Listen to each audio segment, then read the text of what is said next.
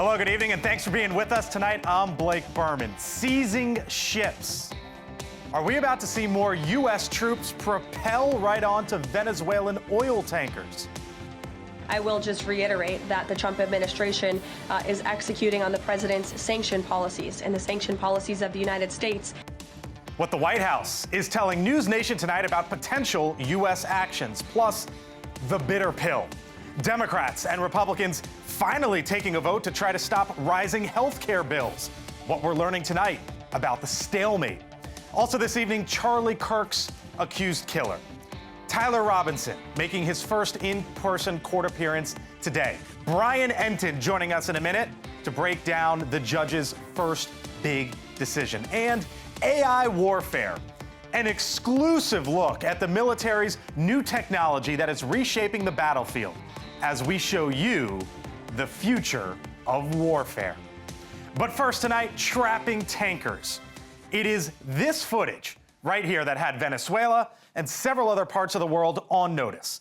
U.S. military personnel from the air and in the sea seizing a Venezuelan oil ship. And today, the U.S. slapping Venezuela with fresh sanctions on several ships and family members of the Venezuelan dictator Nicolás Maduro.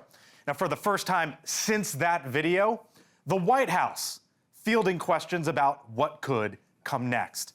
Robert Sherman is live for us once again in the region. But first, to our Kelly Meyer live at the White House. And Kelly, I should note, we are just learning that the pool that covers the president being called back into the Oval Office. So it appears that we could be hearing from President Trump on something soon.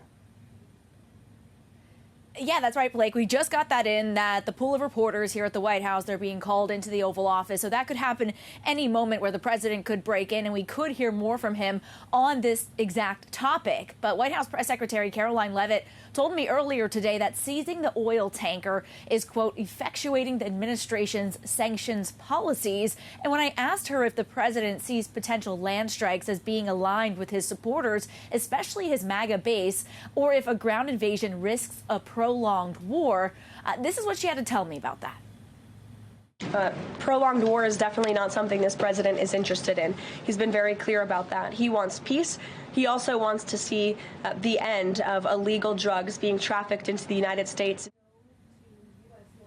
Now, Democrats and some Republicans on Capitol Hill have called it a step towards war with Venezuela and turning up the pressure for regime change. The Trump administration also took another step today, Blake, imposing sanctions on 3 nephews of Venezuelan dictator Nicolás Maduro, a businessman close to his regime, and 6 companies shipping its oil. Secretary of State Marco Rubio calls it, quote, holding accountable Maduro's narco nephews. The administration calls the drug cartel members narco terrorists. And the president is also ramping up pressure on Colombia, saying the country is producing a lot of drugs and its leader, Gustavo Petro, is, quote, next. Petro is now inviting President Trump to come to Colombia to see it for himself. Leavitt said today she hadn't heard that and would let the president speak to it directly, which he may do in just a few moments, Blake.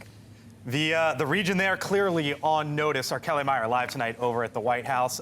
We could take you back there shortly. Over now to our Robert Sherman in Puerto Rico tonight, right in the center of U.S. operations in the Caribbean. Robert, once again, we hear the military assets there behind you this evening. Yeah, I mean, on notice and certainly always active here, Blake. We actually just saw a few more jets take off into the Caribbean night a short while ago. The region is on edge, especially after you saw that seizure taking place off of the coast of Venezuela and the way that U.S. troops flew over, fast roped down onto the ship, took it into custody. We know that they're questioning the people who are on board that ship, as the White House says that it appeared as though that oil was ultimately intended to go to Iran. You're to the tune of somewhere between $60 and $100 million worth of it. The White House also contends that this ship was part of the so-called shadow fleet. These are ships that are masked in opaque ownership, oftentimes flying other countries' flags illegally. To give you an example, that ship was flagged under the country of Guyana. Well, Guyana came out today and said, it's not their ship. This was a statement that they put out. I want to read that for you. It says the Maritime Administration Department has observed the proliferation and unacceptable trend of the unauthorized use of the Guyana flag by vessels that are not registered in Guyana. That is a textbook example of exactly how ships try and evade sanctions by countries such as the U.S. Oil is Venezuela's big business, so the White House is attempting to hit Venezuela where it hurts the most. And you hear the war of words ratcheting up. President Trump has said he wants Nicolás Maduro out of office. President Maduro has said he doesn't want war, but using his words, he's prepared to break the United States' teeth over this. Blake? All right, our Robert Sherman, live tonight in the region once again. Robert, thank you. Meantime, more than 20 million Americans just told President Trump live at the White House right now. As I mentioned, we were all of a sudden an unexpected announcement. The president in the Oval. Here are the images. Let's listen live. Well, thank you very much. We have a big signing right now, and we have a tremendous industry where we're leading by a lot. It's the AI, artificial intelligence. I always thought it should be SI, supreme intelligence, but I guess somewhere along the line they decided on the word artificial, and that's okay with me. That's up to them. It's a massive industry. We're leading China. We're leading everybody by a tremendous amount. The electricity is being built by them in every plant. They're building the electricity. We're getting them rapid approvals.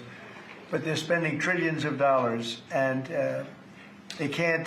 Basically, this has a couple of other things that are less important, but one of the things that it has is you have to have a central source of approval. When they need approvals on things, they have to come to one source. They can't go to California, New York, and various other places like Illinois with Pritzker, who's a totally unreasonable person. And they have to have, they're putting all this money in. It's a big part of the economy.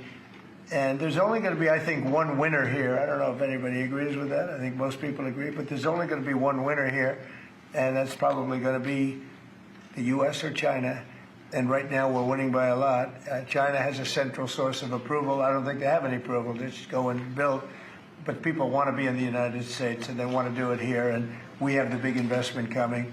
But if they had to get 50 different approvals from 50 different states, you can forget it, because it's not possible to do, especially if you have some hostile. All you need is one hostile actor, and you wouldn't be able to do it. So it doesn't make sense. I didn't have to be briefed on this, by the way. This is real easy business. I mean, this is simple. We're taking in trillions of dollars. We're taking in tremendous amounts of countries, jobs, everything's coming in. Now, just to get off AI for a second, auto plants are being built at levels that we've just about never seen before. Our auto industry was decimated. 56% of our auto industry left our country over the years. It was at one point 100%, and then it got shriveled down, and really we lost a lot. And now, because of tariffs, which have been so incredible, we've taken in hundreds of billions of dollars, and we're bringing back our factories. We're bringing back everything. We've never been in a position like this. Our stock market today was, well, I saw it a few hours ago, but a few hours ago it was way up, and we hit a new high. For the 52nd time in 10 months, we have an all-time high stock market, and it's all reasons. A big reason was the election November 5th, and another big reason, and maybe the biggest reason, but maybe not, because without the election this wouldn't have been done, because people don't know how to do it. The second reason is the tariffs. We're charging countries that were really hurting us badly, were really decimating us. Hence, we have $38 trillion in debt, which will start paying off pretty soon with the tariff money coming in. But countries that were really decimating us used tariffs against us. Now we're using tariffs. All we want is fair. All we want is national security. It's given us great national security. I settled 8 wars, and numerous of them was because of trade and because of tariffs. So we're very happy with that. But this is about something a little bit different. We want to have one central source of approval, and we have, I think, great Republican support. I think we probably have Democrat support too, because it's common sense. I mean, you can't go to every time you make a change, and it could be a very reasonable change, you still won't get it approved if you have to go to 50 states.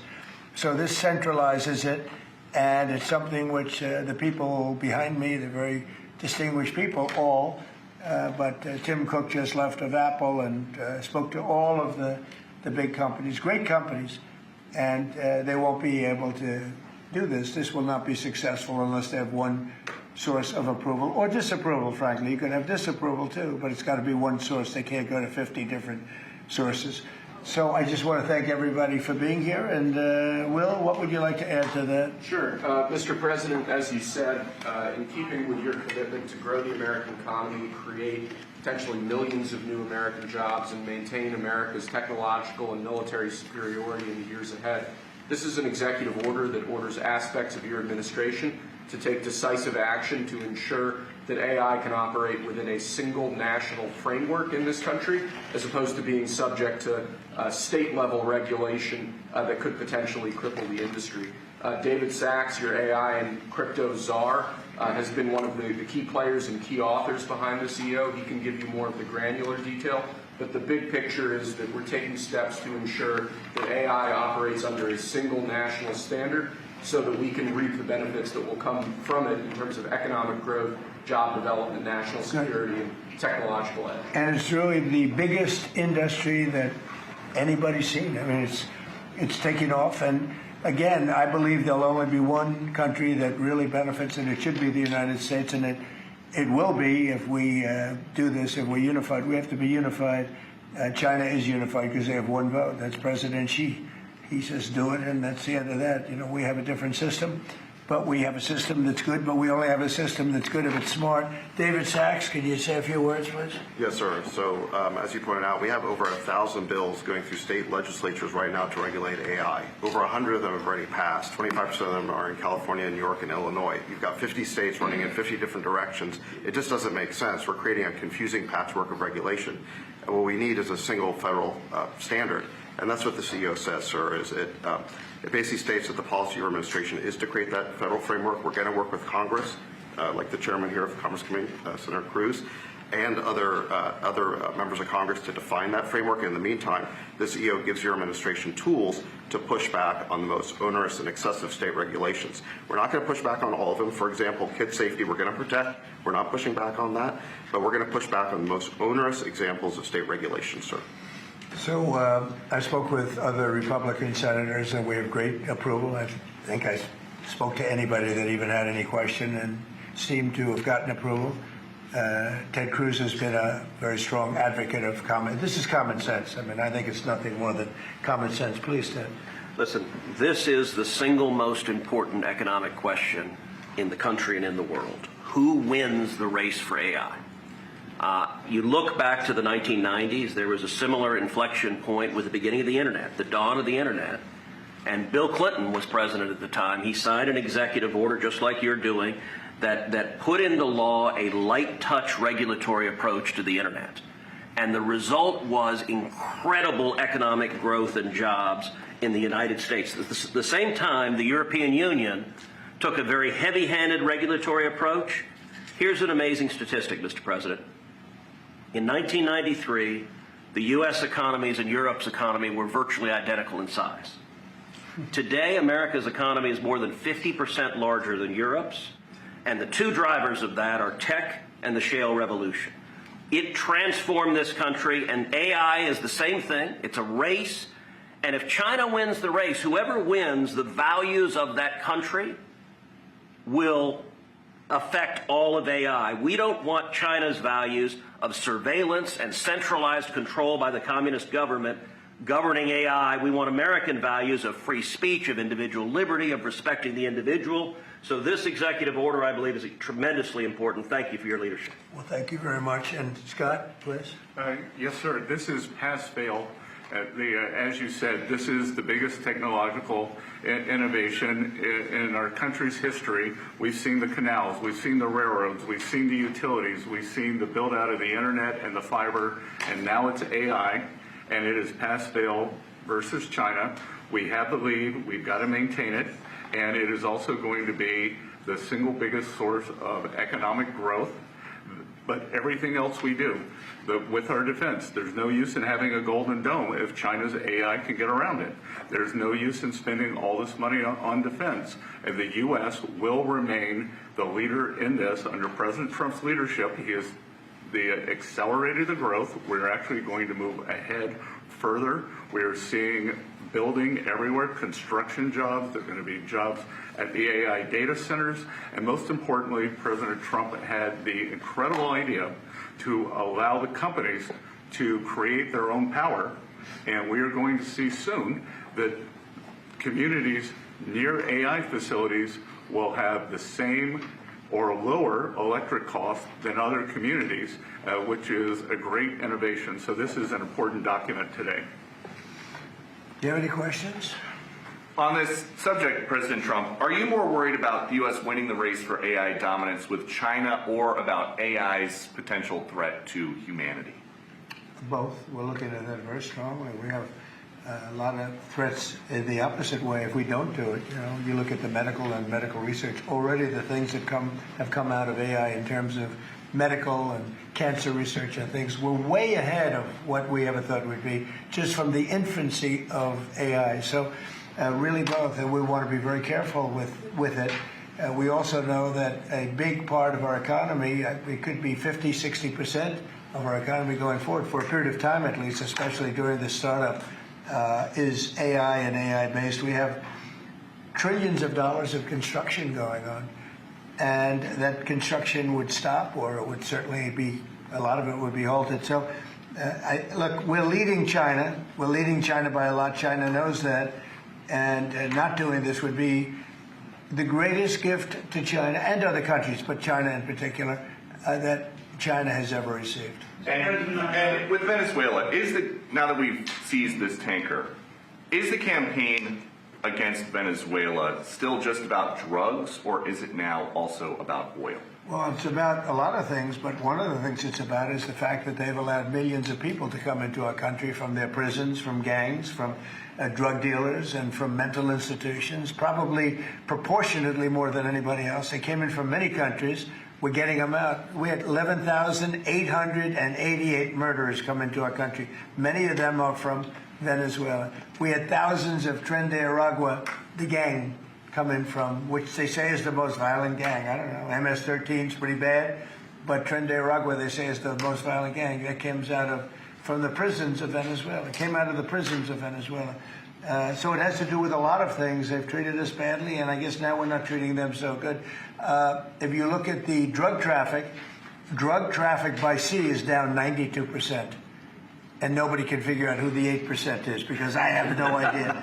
Anybody getting involved in that right now is not doing well. And we'll start that on land, too. It's going to be starting on land pretty soon. Thank you, Peter. Mr. President, in Indiana, just a few moments ago, the Senate there rejected the congressional maps to redistrict in that state. A number of Republicans voted against that redistricting effort. You have spent a lot of time talking about this. The Vice President traveled to Indiana. What's your reaction? Well, we won every other state. That's the only state. It's funny because I won Indiana all 3 times by a landslide, and I wasn't working on it very hard. Would have been nice. I think we would have picked up 2 seats if we did that. You had one gentleman, the head of the Senate, I guess, Bray, whatever his name is. I heard he was against it. He'll probably lose his next primary, whenever that is. I hope he does, but because he's done a tremendous disservice. I mean, think of it. It's a great place. I love the people there. They love me. You know, we won in a landslide all 3 times. Got tremendous votes. I got record votes. And then there's no reason for doing that. And the Democrats do it to us, so I can't imagine that they do it. But I wasn't very much involved. But there's a man named Bray, as head of the Senate. Was that Bray? Is that the name, Bray? I mean, I'm sure that whenever his primary is, it's, I think, in 2 years, but I'm sure he'll go down. He'll go down. I'll certainly support anybody that wants to go against him. Mr. Burman, if I could ask you briefly on AI and a question on Ukraine. On the AI side, the flip side of what you've done today is what kind of agreements you can get with China, particularly on the national security threats posed by AI. During the Biden administration, there was a vague agreement on not using AI in the nuclear weapons complex. Tell us what you envision and what conversations you've had, if any, with President Xi on that topic. Well, relative to AI? Yes. I speak to him a lot about it. I speak to him a lot, actually. I have a very good relationship with him, as you know. If you had another president, you would have had a big rare earth problem, and it turned out not to be a problem. They're purchasing tremendous amounts of the soybeans and our agricultural products now. We're getting along with them very well. No, we talk about AI quite a bit. We talk about everything quite a bit. Well, do you have specific? No, one of the things you're trying to put together. one of the things I talked to China about is the denuclearization of weapons. We'd like to see if we could stop that. I'm talking about nuclear weapons. I've spoken to China about that. I've spoken to Russia about that.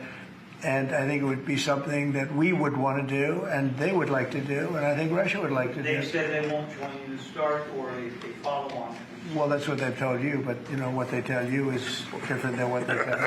And I'm afraid, Mr. President, just briefly, you made a commitment to the Europeans back in July, if I remember right, to participate in some kind of a peacekeeping force should there be a peace agreement. You mentioned, I think, air support, intelligence, and so forth. Does that commitment still stand? Is the U.S. ready to go contribute to It's this? called the security agreement, basically, that they call it, the security agreement. Yeah, we would help. We would help with security because it's, I think, a necessary factor in getting it done. I thought that we were very close with Russia to having a deal. I thought we were very close with Ukraine to having a deal. In fact, other than President Zelensky, his people loved the concept of the deal. You know, we threw something out. This is the four-part deal. Well, there's 4 or 5 different parts. It's, you know, a little bit complicated because you're cutting up land in a certain way. It's not the easiest thing. It's sort of like a complex real estate deal times 1,000, right? But it's a deal that would have stopped the killing of thousands of lives every month. Thousands and thousands of lives, mostly soldiers, but as you know there's some bombs being dropped. Sort of a career-length ceasefire that we don't resolve? Well, there's a meeting on Saturday. We'll see whether or not we attend the meeting. We said we'll attend the meeting if we think there's a good chance of they want me to attend. They want us to attend. And we'll be attending the meeting on Saturday in Europe if we think there's a good chance. And we don't want to waste a lot of time. We think it's negative. We want it to get settled. We want to save a lot of lives. As you know, in the past we spent could be $350 billion giving it to Ukraine. You know, we got nothing in return, but we gave it to Ukraine. I ended up getting rare earth in return, even though I didn't spend money. And we are now selling weapons to NATO. We're not selling it to Ukraine. We're selling weapons at full price to NATO, as you know. They distribute those weapons probably to Ukraine for the most part. They're probably doing it to others also, but we're not involved in the war other than the fact that we are involved in a negotiation because people want us there. Ukraine wants us involved very much. Europe wants us involved. I have a great relationship with the countries of Europe. As you know, I took GDP. I took what they're spending as a percentage of GDP, but it was at 2 and they weren't paying, and now it's at 5, and everybody's amazed. But that 5% is a lot of it's coming back to the United States. With that being said, I'd like to see the killing stop. 25,000 people died last month, soldiers, mostly soldiers, but some people also where bombs were dropped. But for the most part, 25,000 soldiers died last month. I would love to see it stop. And we're working very hard. It doesn't really affect the United States unless it got out of control. You know, a thing like that, as you probably know, because you are a professional, a real professional, which is something I don't say about a lot of other people, but you are a great professional. Things like this end up in third world wars. And I told that the other day. I said, you know, everybody keeps playing games like this. You'll end up in a third world war, and we don't want to see that happen. Mr. President, can you confirm that you have appointed a general to lead the stabilization forces in Gaza? What will be his mission, and how soon do you want to see? Well, we're working very strongly on Gaza. Yeah, we're working very much on Gaza. We actually do have a real peace in the Middle East. We have 59 countries supporting it, which is, you know, never happened before. We have countries that want to come in and take care of Hamas, as an example. We have countries that want to come in and take care of Hezbollah in Lebanon, as an example. And I say, right now, you don't have to do that. You may have to do that, but we have countries that are volunteering to come in and literally take care of the whole thing. We have a great peace in the Middle East. It's never happened before. And I think it's very strong, actually. And with Prime Minister Netanyahu, you're supposed to meet him every month? What's on the agenda? Well, we get along with him very well. He's been a wartime prime minister, certainly. We did a big thing when we went in with this very plane right here, this beautiful plane. We went in with those B-2s, and now I can use the word because it's been confirmed by the Atomic Energy Commission, we obliterated their nuclear capability, their potential. And their nuclear capability would have been there in about 2 months. I think it looked like it was, some people say 2 weeks. I don't know if it's 2 weeks, but a very short period of time. They were very close to having massive nuclear weapons. And these guys went in and they did a job. And that made peace possible because everybody was afraid of Iran. And now they're not afraid of Iran anymore. And Iran would like to make a deal with us. Your own national security strategy does not say obliterate, sir. It says set them back. Your intro does. Well, the Atomic Energy Commission said obliterated, and the people that have seen the site said obliterated. And frankly, Iran said it was obliterated. And to show you how accurate it was, and you know, I fight for the pilots because the pilots and those people went in there at great risk, and they hit every single target on every single bomb. And they did a lot of damage. And for them to be given anything less than 100% of the credit is unfair. So I will tell you, the Atomic Energy Commission said it's like gonzo. It's one person actually used the term obliterated. But Iran actually said that they probably can never go there again. They can probably never start there again. If they ever started, they'd probably choose a new site. But regardless, we took out the Iran nuclear site with great talent. No other country could have done that. No other country has weapons like we do, but no other country could have done that. We have the best weapons in the world. We have the best military in the world. And when we took out Iran, that allowed for peace. There's no way that, and I really have great respect for the King of Saudi Arabia, for the Emir. I'm friendly, UAE, these are great people. These are actually great people and great leaders. There's no way they could have done a deal if Iran was not really nullified to a large extent. Iran is not the same country. Iran was a country that was feared by everybody. Now it's a country that's been very much downgraded. I'm sure they'll try and come back, and they're very capable people. Maybe they will, maybe they won't. They are reconstituting their missile program quite quickly. Well, you know, they can try, but it's going to take them a long time to come back. But if they do want to come back, and they want to come back without a deal, then we're going to obliterate that one too. You know, we can knock out their missiles very quickly. We have great power, and we helped Israel a lot. We were shooting down the drones. We were doing a lot of things for Israel. We did a good job for Israel, but Israel did a good job. They fought, and they all fought bravely. Look, that's a war. That's a vicious war. They're all vicious wars. When you write, hey, you covered a lot of wars, they're all vicious. We never saw a nice one, right? They're all vicious. But that was a big fight. But the big thing was the knockout of the possible nuclear capability. And it was a complete knockout of nuclear capability. That doesn't mean that over the next 2 years or 3 years they're not going to come back or not going to try. I think they got hit so hard, they may talk about trying, but I don't think they want to try. And I can tell you that they would love to be able to make a deal with me. They would love to be able to make a deal with me. And I'd love to make a deal with them if we could. You know, we were not close, but not so close, but we were reasonably there for a deal with Iran before the bombing. And they would have been much better off if they made a deal. They could have had a deal. They could have had a deal where they would have been much better off. Look at what we've done. I mean, their place is blown up. Forget about the nuclear. The nuclear is gone, but look at the damage they've suffered, the death that they've suffered. They could have had a deal with nobody would have died, no buildings would have been down, nothing would have happened. We would have blown up their nuclear. That would have been it. They could have had a great deal, but they missed that opportunity. But they would like to make a deal right now. Iran would like to make a deal with me. Yes, please. Yeah, thank you, Mr. President. Do you think the Senate should confirm your nominee for Religious Freedom Ambassador, Mark Walker, in time for Christmas as, you know, a Christmas gift to Christians around the world?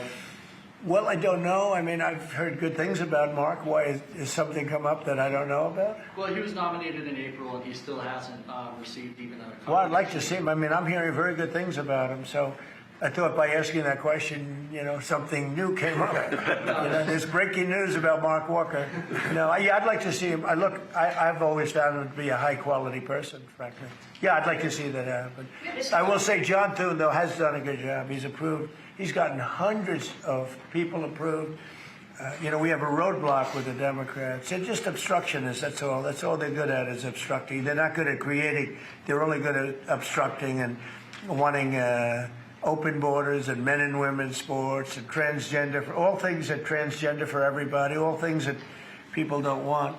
And they're obstructionists. They're doing that with health care. We have a great health care proposal where we pay all of the hundreds of billions of dollars that the insurance companies have been making. Their stock is up 1,700%. And by the way, the stock market today hit another high. 52 times we hit a high in a 10-month period. That's during my second presidency. And it's been amazing. Nobody's seen anything like it. We had the greatest economy in history in my first term. I think we're blowing it away right now. I think we're blowing it away. And again, prices were the highest they ever were. Inflation was the highest in 48 years, or I think ever. They say 48 years. The press says 48 years. I'll accept that, but I think it was the highest inflation we've ever had under the past administration. We had the highest prices. We have high inflation, you have high prices. Prices are coming way down. Energy's coming way down. Gasoline is hitting now $1.99 in a couple of states, and it's way down. Gasoline is way down. And when gasoline and energy comes down, everything follows. But prices are coming down, and we have an unbelievable economy. 401ks are setting a record. 401ks that's owned by a lot of people because they're based on the stock market. And the stock market for his 52nd time has just hit a brand new high. So it's amazing what's happening. And I will say this, our country is respected again. I think we're respected like never before. The United States is respected again. We have a country that was a dead country 1 year ago, dead. And now it's the hottest country anywhere in the world. Thank you very much, everybody. Thank you, Thank you, press. Nice Thank you. You can call. Thank you, press. Let's go. Let's go. Let me know. Thank you, press. Let's go. President Trump in the Oval Office. Speaking for the last half hour or so, it started with an executive order signing on artificial intelligence, the president framing it as a choice between the United States and China, and only one winner could emerge. And then a whole lot of news came after that. Of course, we've been talking about, watching, focusing on Venezuela and what potentially could come next. The commander-in-chief saying that land strikes are coming soon. He doubled back on that, saying it's going to be starting soon. The president also reacting to the news out of Indiana, the state there voting down the possibility of redrawing the maps there, as President Trump had wanted. The president with sort of a veiled threat to primary some of those Republicans. The president in the Oval Office with that executive order signing. Our coverage here on News Nation continues on the other side.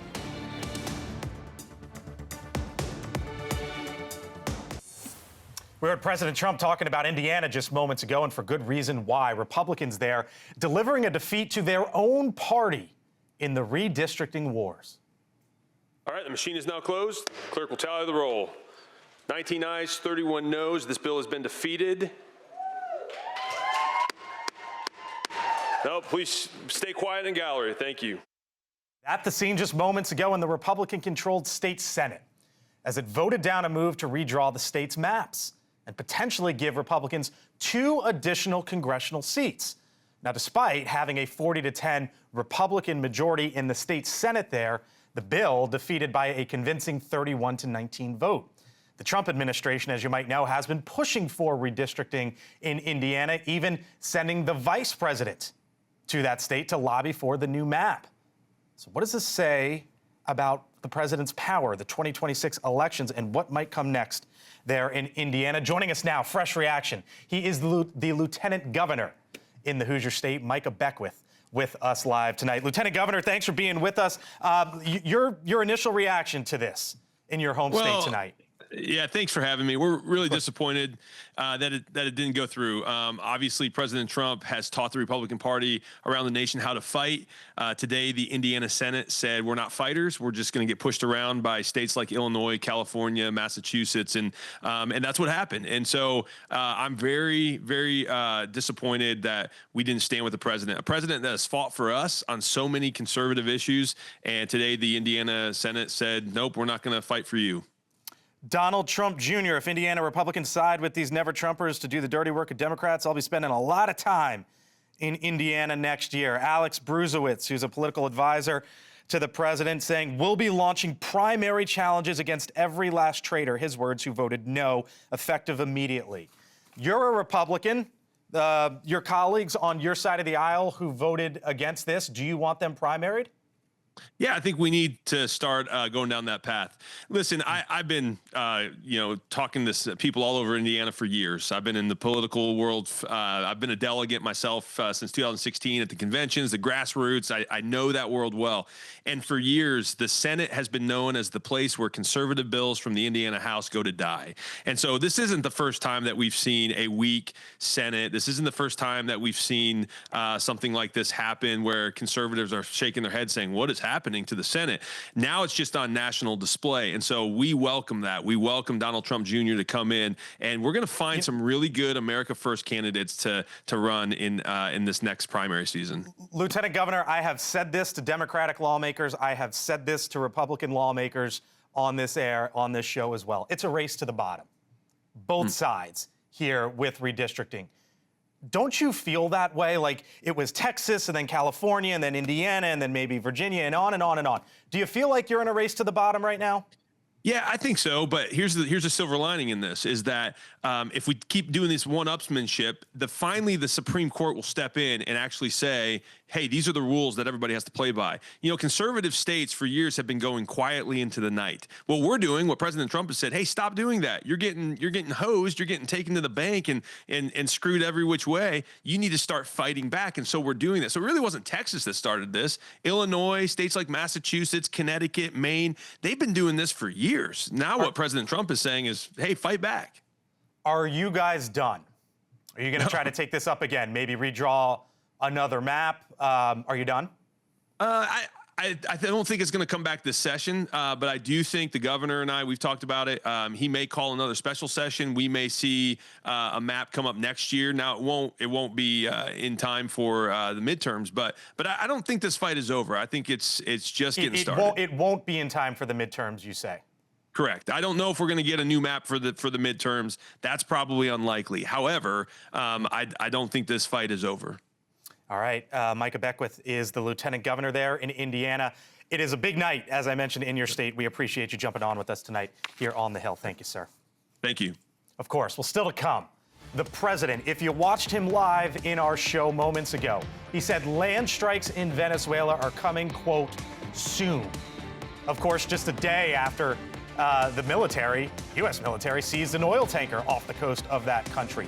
What comes next and how soon might be soon? Panel, other side. Anybody getting involved in that right now is not doing well. And we'll start that on land, too. It's going to be starting on land pretty soon.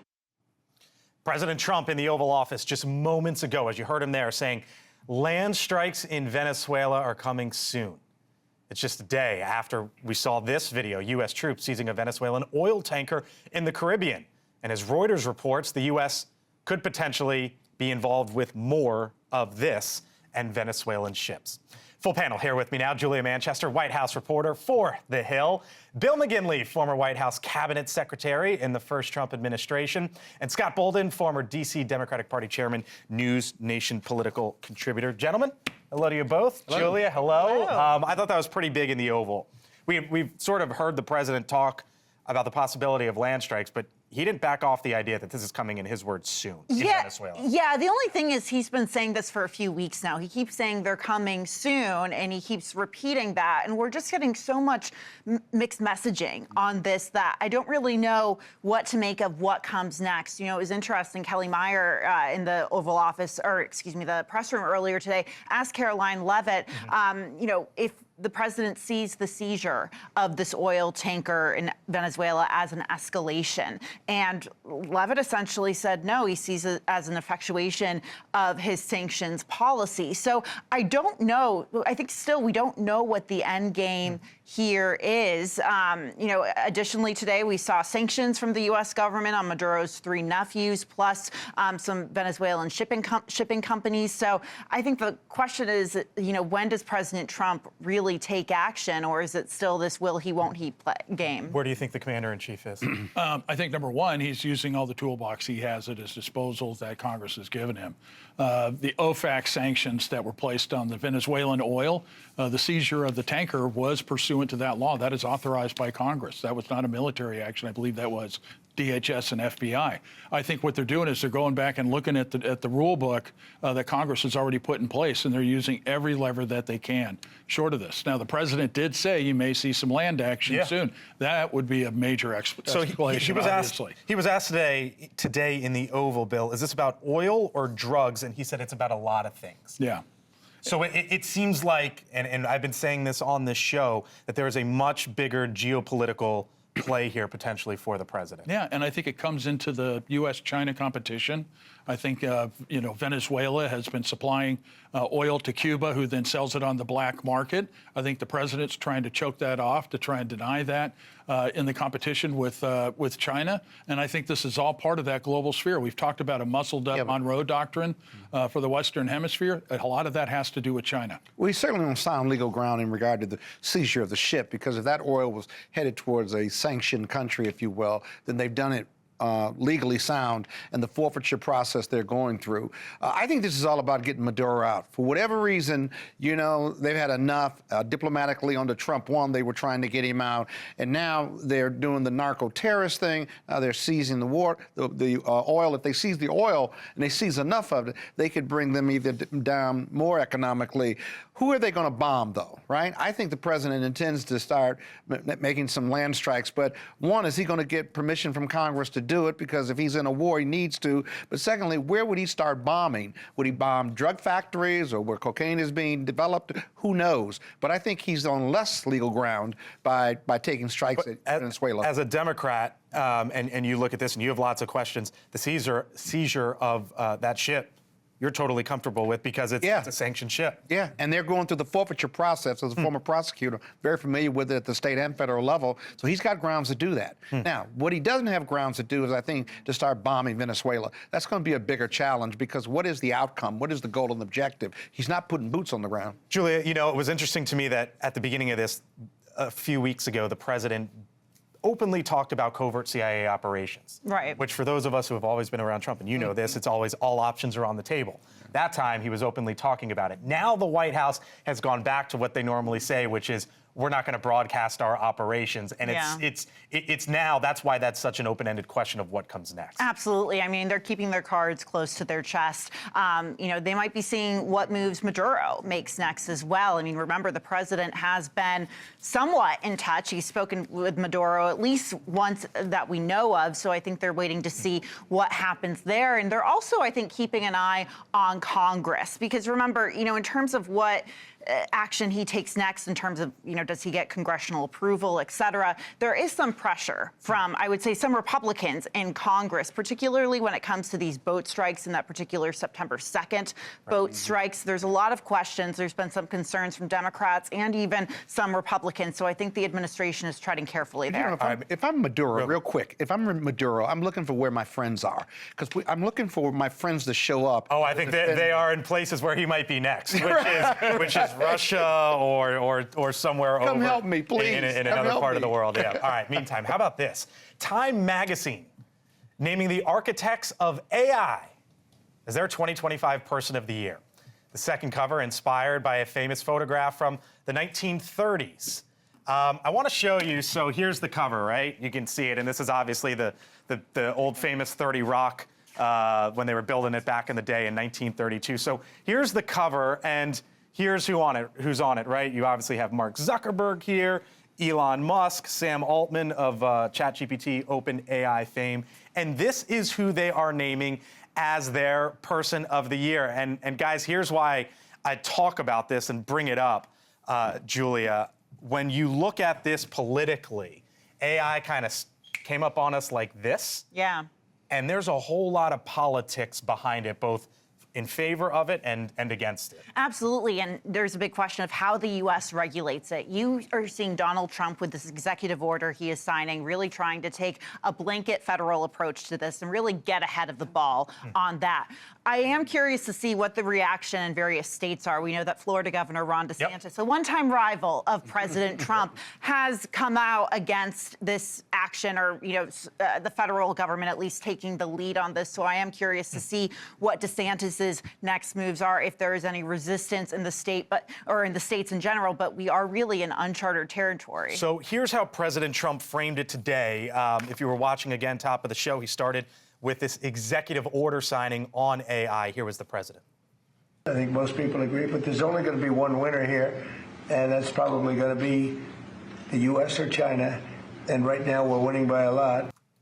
So he's right. There is probably only going to be one winner, the U.S. or China, when it comes to AI, Bill and Scott. But here domestically, let's just focus on the U.S. The percent of adults on increased use of AI in daily life.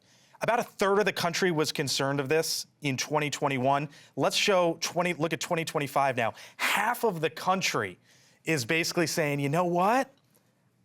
I'm not so sure about this thing, and it's because of data centers, the electricity that they consume, and what that means for power bills that all of us pay. I agree with President Trump. The U.S. has to win the AI fight with China. But it is going to be a very difficult political battle. Not only Republican, Democrat, but it's going to be within the Republican Party itself. It's going to be MAGA versus kind of the new technologists that have shown up into the party and supported the president. You're going to see this play out at a lot of different levels. I think in those communities where the data centers are going, there's going to be a lot of attention paid to the energy prices, to the water costs, but also the noise levels. We've seen the environmentalists get very successfully oppose some of these data centers, and we've seen a number of the proposals go down, actually. I think all that's going to get worked out. AI is here to stay. If you're still using GPT or whatever the acronym is, if you're still using it just to review a document, especially in the legal field, I just got a internal memo from my law firm that said, I've got to do AI training beyond just having them review a document and rewrite it and what have you. I think it's here to stay. I think the NIMBY's not in my backyard with the data centers and the energy prices. They're going to have to work that out, but it's not going anywhere. And if I don't want it in my backyard, then I ought to be going to AI training, because that's where the next kind of big move for jobs is going to come. And those who are farmers, those who work in factories, if you will, you're going to have to get trained up, because it's not going anywhere. It's just too good. There's too much money. And it does take a lot of energy, though. I think the one thing that the administration could do a better job of, I love them, but they need to do a better job of framing AI as not something that's going to displace people, but something that people can harness to be more productive. I mean, but that's the question. But that is the question. But a lot of the fearmongers have gone out there and but most of them don't understand. Most Americans still don't understand the full extent of what AI is. Yeah, of course, but worried about jobs, and that's one of the factors here. Climbing spending on AI. Let me leave you with this: $427 billion. For example, in the recent years, and look at how it's gone vertical. Scott, Bill, Julia, thank you so much. Appreciate it. Meantime, the man accused of brutally murdering the Turning Point USA founder Charlie Kirk spent hours in court today, physically in court for the first time. Tyler Robinson making his first in-court appearance in Provo, Utah. The judge there weighing how much access the media will have in the proceedings. Charlie Kirk's widow, Erica Kirk, has said that she wants those cameras in court. We deserve to have cameras in there. Why not be transparent? Our Brian Enton live in Provo tonight. Court just wrapped up there a little while ago. Brian, it struck me, one of your posts, you had said that you had never seen a camera sort of this close to a defendant, and I think that sort of played into the judge's ruling here. Yeah, court just ended. The camera was so close, Blake. I have never seen it before, where, I mean, it was like 4 feet from Tyler Robinson's head, pointed right at the defense table, and the defense wasn't happy about it. They said that they were showing the notes on the table. They said that they were showing his shackles, which they weren't supposed to show. They wanted the camera thrown out, and the judge ultimately ruled to just move to the camera to the other side of the courtroom. But there were a lot of firsts for me today. I mean, we saw Tyler Robinson for the very first time. At the other hearings, Blake, he was just on that grainy Zoom video in the suicide vest. This is our first time seeing him in person. Also, the security was so tight. I've never seen anything like this before. In the courtroom, they had SWAT team members in fatigues lining the walls on each side of the courtroom. They had snipers up on the roof of the building outside. They had a convoy of vehicles that brought Tyler Robinson, including like militarized Humvees. So that was really quite a sight. It was a long day. In the end, the judge has not made a final ruling on whether the cameras can stay. Blake? Next court appearance is when? January, coming up in January. Wow. Okay. All right. Our Brian Enton live for us tonight in Provo, Utah. Brian, thank you. Speaking of thank you, I thank you so much for watching us here tonight on the Hill. Elizabeth Vargas Reports is coming up next, just seconds away. She will be talking to Ryan Leaf about what is going on at my alma mater. It is a big story there, I tell you. I thank you so much for watching us here on the Hill. I'm Blake Burman. I hope you have a great one.